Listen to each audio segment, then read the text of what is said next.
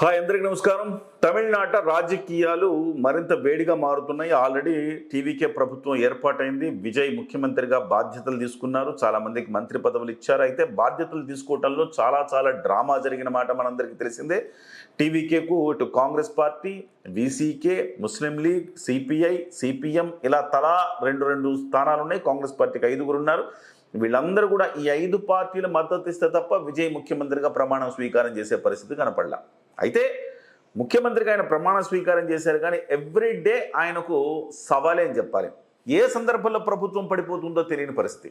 ఎందుకంటే ఈ ముస్లిం లీగ్ కావచ్చు, బీసీకే కావచ్చు, ఎప్పటికప్పుడు వాళ్ళు తమ గొంతెమ్మ కోరికలను అడుగుతూ ఉన్నారు.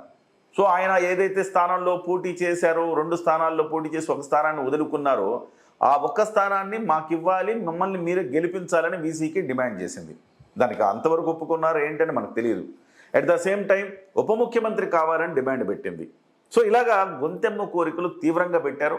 దీంతో వాళ్ళని నమ్ముకొని 5 ఏళ్ళు అంటే గోదావరి కుక్కతోక పట్టుకుని గోదావరి ఈదనట్టే పరిస్థితి అనమాట. సో వాళ్ళని నమ్ముకొని ఉండగలమా అన్న మీమాంసలో విజయ ప్రభుత్వం ఉంది. అయితే ఈలోపు అన్నాడీఎంకే బలహీనపడిన మాట వాస్తవం.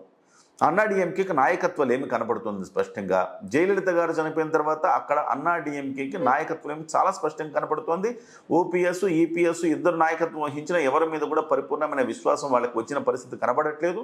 దీంతో చాలామంది విజయ్ ప్రభుత్వానికి బలపరీక్షకు ముందే వీళ్ళందరూ కూడా చాలామంది అన్నాడీఎంకే నుంచి దాదాపుగా ఒక 19 మంది నుంచి 20 మంది వరకు అన్నాడీఎంకే నుంచి టీవీకేకి వెళ్ళాలని నిర్ణయించారు. 2/3 కనుక 1/3 కనుక వెళ్ళిపోయి ఉంటే 2/3 కనుక వెళ్ళిపోయి ఉంటే చివరికి అన్నాడీఎంకేని విలీనం చేసిన పరిస్థితి కనపడేది. కానీ అక్కడ వీలు కాలేదు. సో దీంతో ఇప్పుడు తాజాగా 3 ఎమ్మెల్యేలు కుమరవేల్, జయకుమార్, సత్యభామ తమ పదవులకు రాజీనామా చేసి అధికార టీవీకే పార్టీలో చేరారు. వాళ్ళని ఇప్పుడు మళ్ళీ ఎన్నికల్లో నిలబెడుతున్నారు. మళ్ళీ ఎన్నికలు రాబోతున్నాయి. ఈ ఎన్నికల్లో వాళ్ళు గనక మళ్ళీ నెగ్గితే అధికార టీవీకే పార్టీకి మరింత బలం పెరుగుతుంది. తద్వారా మరికొంతమంది ఎమ్మెల్యేలు వచ్చే అవకాశం ఉంటుంది. ఒకవేళ వాళ్ళ 3 ఓడిపోయారనుకోండి, మళ్ళీ పాత కదే. వాళ్ళ 3 ఓడిపోయి మళ్ళీ అక్కడ మళ్ళీ అన్నాడీఎంకే వేరే వాళ్ళని నిలబెడితే వాళ్ళు గెలిచారనుకోండి, అక్కడ మళ్ళీ వేరే కథ ఉంటుంది. అంటే ఈ డ్రామాలు అయితే కొనసాగుతూనే ఉంటాయి. సో ఇదేం చెప్తోంది, అన్నాడీఎంకే అయితే మరింత వీక్ అయ్యే పరిస్థితి కనపడుతోంది. అన్నాడీఎంకేకి నాయకత్వం చాలా స్పష్టంగా కనపడుతుంది. ఇప్పుడు బీజేపీ ఏం చేస్తుంది అనేది ఇక్కడ మనం చర్చించుకోవాల్సిన అంశం. బీజేపీ ఇప్పుడు అన్నాడీఎంకే వాళ్ళందరినీ కూడా బీజేపీ తన వైపుకు లాక్కుంటుందా, లాక్కోలేకపోతుందా, లేకపోతే వాళ్ళందరూ కూడా టీవీకి వెళ్తారు. అంతే తప్ప అన్నాడీఎంకే మాత్రం ఈ 5 ఏళ్ళు అలా స్ట్రాంగ్గా ఆ రకంగా ప్రతిపక్ష పాత్ర పోషిస్తుందని అయితే మనం అనుకోలేం. ఎందుకంటే అన్నాడీఎంకేకి నాయకత్వం ఏమి ఉండడంతో అటు ప్రత్యామ్నాయంగా డిఎంకేకి ప్రత్యామ్నాయంగా టీవీకేనే చూస్తున్నారు అక్కడ ప్రజలు. మరి ఏం జరుగుతుంది?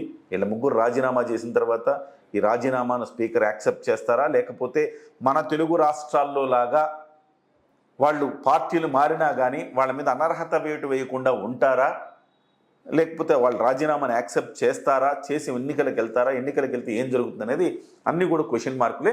మరి చూద్దాం, వేచి చూద్దాం. మరి ఈ రాజకీయ డ్రామాలు అయితే తమిళనాడులో కంటిన్యూస్గా కొనసాగుతూనే ఉన్నాయి.